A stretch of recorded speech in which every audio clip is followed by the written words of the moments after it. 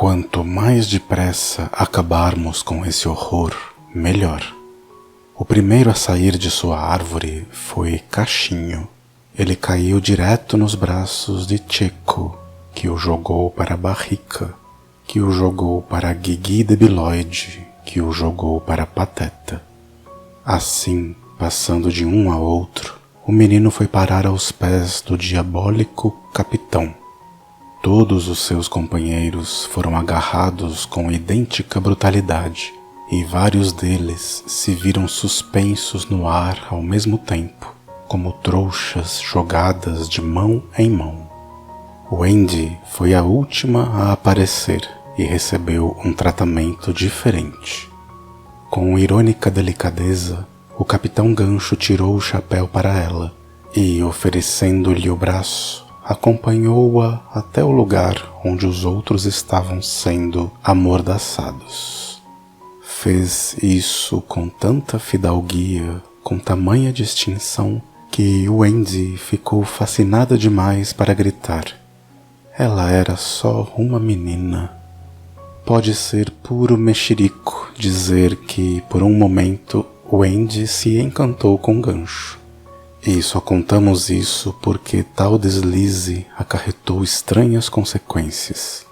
Se ela recusasse o braço dele, e nós adoraríamos escrever isso, acabaria sendo lançada pelos ares como os outros, e provavelmente o capitão não estaria presente quando os piratas amarraram as crianças. Assim, ele não descobriria o segredo de Magrela, e sem esse segredo não poderia cometer o torpe atentado contra a vida de Peter. Para que os meninos não fugissem, os piratas os amarraram, posicionando-os de modo que os joelhos praticamente encostavam nas orelhas. Com essa finalidade, haviam cortado uma corda em 9 pedaços iguais. Tudo correu muito bem até chegar a vez de Magrela, que parecia um daqueles embrulhos irritantes que gastam o barbante inteiro e não deixam nem uma sobra para se dar um nó. Furiosos, os piratas lhe deram vários pontapés, do mesmo jeito que a gente chuta o embrulho, se bem que, para fazer justiça, deveríamos chutar o barbante. O mais estranho é que o Capitão Gancho os mandou parar com a violência. Sua boca exprimia um maldoso triunfo, enquanto seus lacaios suavam, porque toda vez que tentavam embrulhar o pobre menino por um lado, ele estourava pelo outro. A mente magistral de Gancho havia ido muito além da superfície de Magrela, buscando efeitos e não causas. Sua extrema alegria mostrou que conseguira encontrá-las. Magrela, branco de medo, percebeu que o capitão descobrira seu segredo, que era o seguinte: nenhum menino tão inchado seria capaz de entrar numa árvore onde um homem de porte médio ficaria entalado. Coitadinho do Magrela, agora ele era o mais infeliz de todos os meninos. Estava em pânico por causa de Peter e lamentava amargamente o que tinha feito. Viciado em tomar água quando sentia muito calor, havia inchado até ficar com sua circunferência atual e, em vez de se reduzir para caber na árvore, tratara de escavar a árvore sem que os outros soubessem. Gancho descobriu o bastante para acreditar que Peter finalmente estava à sua mercê, mas não disse uma só palavra sobre o plano diabólico que agora concebia nas cavernas subterrâneas de sua mente. Apenas fez sinal para que seus homens levassem os prisioneiros para o navio e o deixassem sozinho. Como iriam levá-los? Podiam empurrá-los em costa abaixo como barris, já que estavam enrolados com as cordas, mas a maior parte do caminho atravessava um pântano. Novamente, o gênio do Capitão Gancho venceu as dificuldades. Com um gesto, indicou que usassem a casinha como meio de transporte. Assim, as crianças foram jogadas dentro da pequena casa. 4 homens robustos a colocaram nos ombros, os outros os seguiram e, entoando a detestável canção dos piratas, a estranha procissão cruzou a floresta. Não sei se alguma criança chorou. Se chorou, a cantoria abafou os soluços. De qualquer modo, enquanto a casinha desaparecia na floresta, um corajoso fio de fumaça saía de sua chaminé, como se estivesse desafiando o Capitão Gancho. Ele viu a fumaça, e isso foi ruim para Peter, pois secou qualquer pingo de piedade que porventura ainda existisse no enfurecido coração do pirata. A primeira coisa que ele fez quando ficou sozinho na noite que caía rapidamente foi ir pé ante pé até a árvore de magrela e verificar se poderia entrar ali. Então se pôs a pensar por muito tempo. Seu chapéu agourento estava caído no chão e a brisa suave que começara a soprar brincava em seu cabelo. Seus pensamentos eram negros, mas seus olhos azuis guardavam a doçura dos miosotes. Seus ouvidos atentos procuravam captar qualquer ruído procedente das profundezas, mas tudo estava tão silencioso como na superfície. A casa subterrânea parecia apenas mais um espaço vago em meio ao vazio. Será que aquele menino estava dormindo? Será que estava de pé, esperando lá no fundo da árvore de magrela, com a faca na mão? Só havia um jeito de saber: descendo. O capitão deixou a capa cair suavemente no chão e, mordendo os lábios até fazê-los sangrar, entrou na árvore. Era um homem corajoso, mas por um instante teve de parar e enxugar a testa, que pingava igual a uma vela acesa. Depois, silenciosamente, mergulhou no desconhecido. Chegou sem problemas no fundo do tronco e parou, tratando de recuperar o fôlego que quase tinha perdido. Quando seus olhos se acostumaram com a penumbra, vários objetos da casa subterrânea tomaram forma. No entanto, o único em que seu olhar cobiçoso se deteve, aquele pelo qual procurava desde muito tempo e que agora finalmente encontrava, foi a grande cama. Na cama, Peter dormia a sono solto. Sem saber da tragédia que se desenrolava na superfície, o menino continuou tocando sua flauta depois que as crianças haviam partido. Com isso, de certo tentara desesperadamente provar a si mesmo que não se importava nem um pouco com a partida. Depois resolveu não tomar o remédio só para magoar o Wendy, como se ela estivesse vendo. Depois se deitou na cama por cima das cobertas para aborrecê-la ainda mais, pois ela sempre os cobria para que não sentissem frio durante a noite. Depois quase chorou, mas então pensou que Wendy ficaria indignada se ele risse. Assim, soltou uma orgulhosa gargalhada e adormeceu quando estava bem no meio da risada. Às vezes, mas não com frequência, Peter sonhava, e seus sonhos eram mais dolorosos que os dos outros meninos. Duravam horas e ele não conseguia se libertar e chorava de dar dó. Acho que esses sonhos tinham a ver com o enigma de sua existência. Em tais ocasiões, Wendy o tirava da cama, acomodava-o em seu colo e procurava acalmá-lo com várias formas de carinho que inventava. Vendo-o mais tranquilo, levava-o de novo para a cama antes que ele acordasse, para que Peter não soubesse da humilhação a que fora submetido. Desta vez, porém, ele mergulhou imediatamente num sono sem sonhos. Com um braço caído para fora da cama, uma perna dobrada, a outra metade da gargalhada imóvel em sua boca aberta e as pequenas pérolas de seus dentes à mostra. Foi assim, indefeso, que o Capitão Gancho o encontrou. Em silêncio, parado no fundo da árvore, o pirata contemplava o inimigo. Será que algum sentimento de compaixão enterneceu seu coração endurecido? Esse homem não era inteiramente mau. Gostava de flores, assim me disseram, e de música suave, até que não era mau pianista.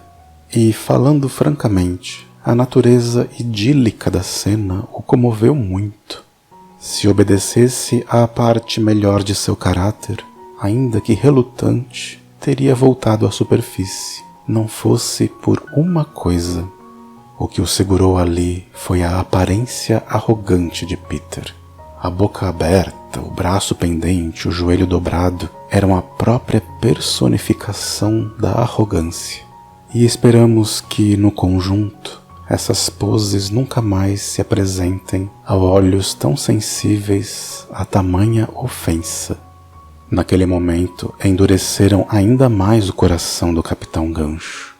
Se a raiva o tivesse feito explodir em 100 pedaços, cada um deles teria desconsiderado a explosão e saltado em cima do menino adormecido. A luz suave de uma lâmpada iluminava fracamente a cama, porém o capitão estava no escuro e, ao dar o primeiro passo para a frente, esbarrou num obstáculo, a porta da árvore de magrela. Essa porta não tinha a mesma altura do vão em que se encaixava, e desde o início o pirata havia olhado por cima dela. Gancho procurou a maçaneta e descobriu, furioso, que ficava muito embaixo, fora de seu alcance. Com o cérebro perturbado, achou que aquela coisa irritante no rosto e na postura de Peter ia aumentando visivelmente, e então sacudiu a porta e se lançou contra ela. Será que seu inimigo iria escapar, afinal? Mas o que era aquilo? Seus olhos vermelhos avistaram o remédio de Peter numa prateleira.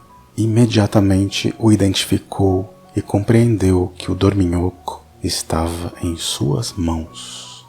Para que ninguém o capturasse vivo, o capitão sempre levava consigo uma droga terrível, preparada por ele com o conteúdo de todos os anéis de veneno que tinham caído em seu poder.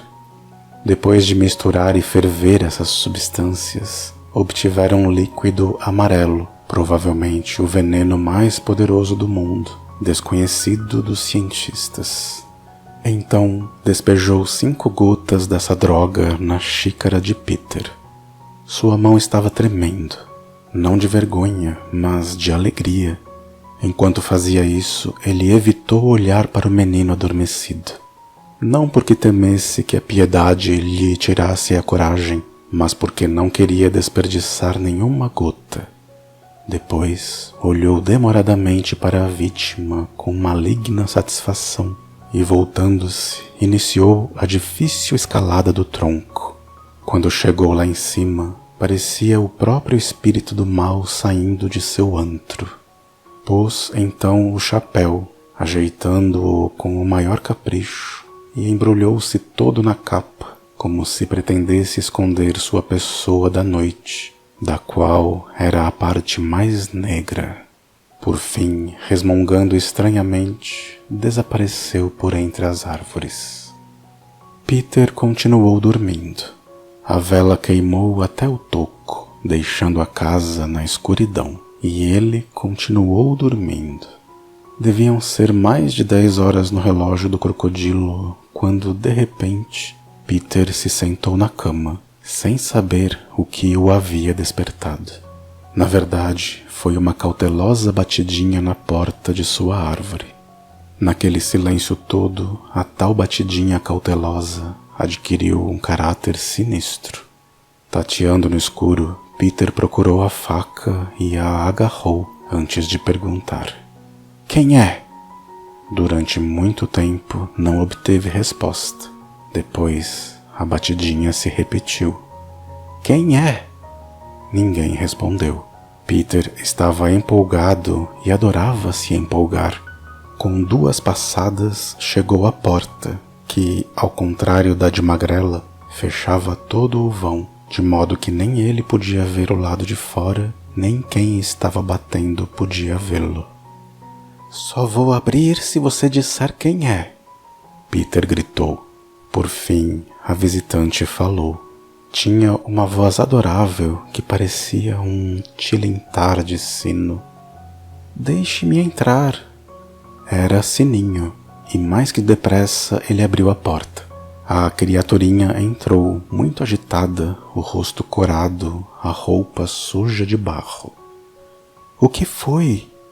Você não é capaz de adivinhar, ela exclamou, oferecendo-lhe 3 possibilidades de tentar. Pare com isso! O menino berrou. Então, numa frase que era um verdadeiro atentado contra a gramática, comprida como aquelas fitas que os mágicos tiram da boca, Sininho lhe contou que os piratas haviam capturado o Andy e os meninos. O coração de Peter saltou-lhe no peito. O Andy amarrada no navio pirata, logo ela que gostava das coisas sempre limpas e bem arrumadinhas. Vou salvá-la! Ele gritou, dando um pulo para pegar suas armas. No meio do pulo, pensou que podia fazer alguma coisa para agradar o Andy. Podia tomar o remédio. Sua mão se fechou sobre a xícara fatal. Não! Gritou Sininho, que tinha escutado o Capitão Gancho resmungando sobre sua façanha enquanto corria pela floresta. Por que não? Porque está envenenado. Envenenado? E quem o envenenou? O gancho. Não seja boba. Como é que o gancho ia entrar aqui? Infelizmente, Sininho não podia explicar, pois nem ela conhecia o terrível segredo da árvore de magrela. No entanto, as palavras do capitão não deixavam margem a dúvidas. A xícara estava envenenada. Além do mais, eu o teria visto, já que não dormi nada, Peter acrescentou, acreditando realmente no que dizia, e ergueu a xícara. Não era hora de falar, mas de agir. E, com um de seus movimentos rápidos como um raio, Sininho se colocou entre a boca de Peter e a droga e bebeu tudo, até a última gota. O que é isso, Si? Como você se atreve a tomar o meu remédio? Ela não respondeu. Já estava rodopiando pelo quarto. O que é que você tem? Peter ficou apavorado de repente. O remédio estava envenenado. A fadinha repetiu docemente. E agora eu vou morrer. Si, você tomou o veneno para me salvar? Tomei. Mas por quê? Sem forças, mal conseguindo voar, ela ainda assim pousou no ombro de Peter e mordeu-o carinhosamente no nariz. Depois sussurrou no ouvido dele. Seu burro! E, cambaleando até seu quarto, deitou-se na cama. Peter se ajoelhou junto dela, aflito, e sua cabeça quase ocupou todo o espaço da parede inexistente do quartinho. A luz da pequena fada enfraquecia mais e mais a cada instante, e o menino sabia que se essa luz se apagasse, ela morreria. Sininho gostou tanto das lágrimas de Peter que estendeu a mão e tocou o rosto dele, só para senti-las escorrer por seus lindos dedinhos. Sua voz estava tão fraca que a princípio Peter não conseguia entender o que ela dizia. Depois entendeu. Sininho disse que achava que podia sarar se as crianças voltassem a acreditar em fada. Peter abriu os braços. Ali não havia nenhuma criança e já era noite, mas ele se dirigiu a todas as crianças que podiam estar sonhando com a Terra do Nunca e que, portanto, estavam mais perto dele do que você imagina.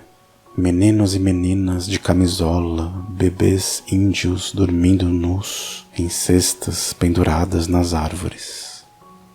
Vocês acreditam? Gritou. Sininho sentou-se na cama o mais depressa que pôde para saber qual seria seu destino. A princípio, teve a impressão de ouvir respostas afirmativas, mas depois ficou em dúvida. "O que você acha?" perguntou a Peter. "Se vocês acreditam, batam palmas!" Ele gritou novamente. "Não deixem a Sininho morrer!" Muitas crianças bateram palmas. Algumas não. Umas poucas bestinhas vaiaram.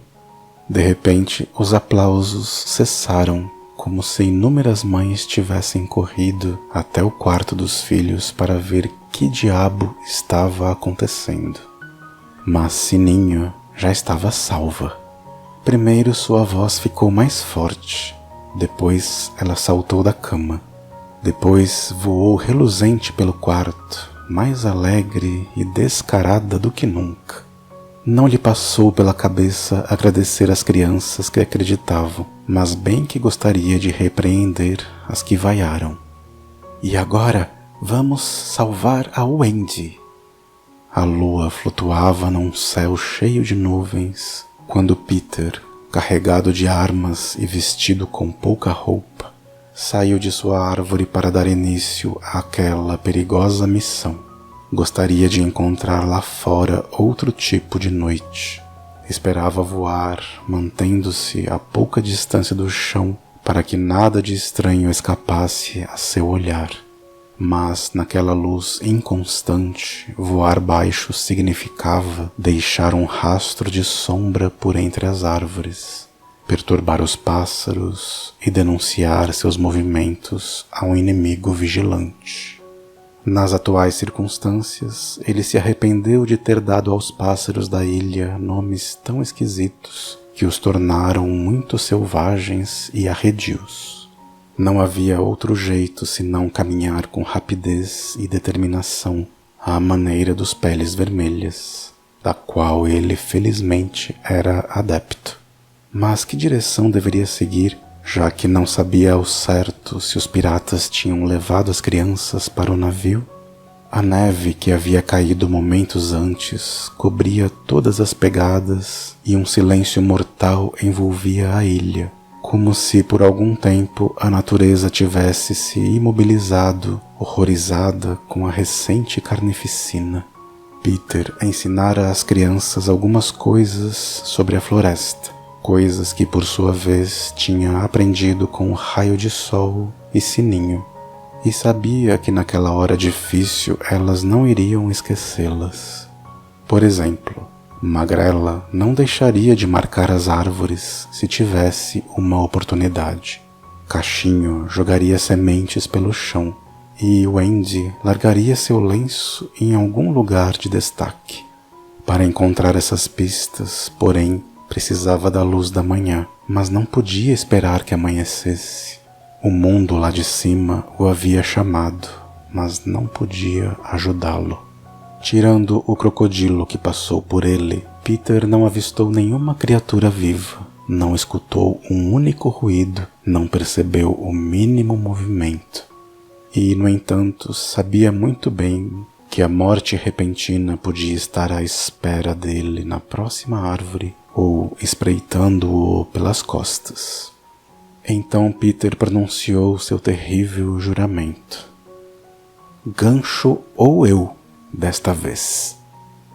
Primeiro ele rastejou como uma cobra, depois, novamente de pé, atravessou correndo um espaço clareado pelo luar, mantendo um dedo sobre o lábio e a faca a postos. Peter estava tremendamente feliz.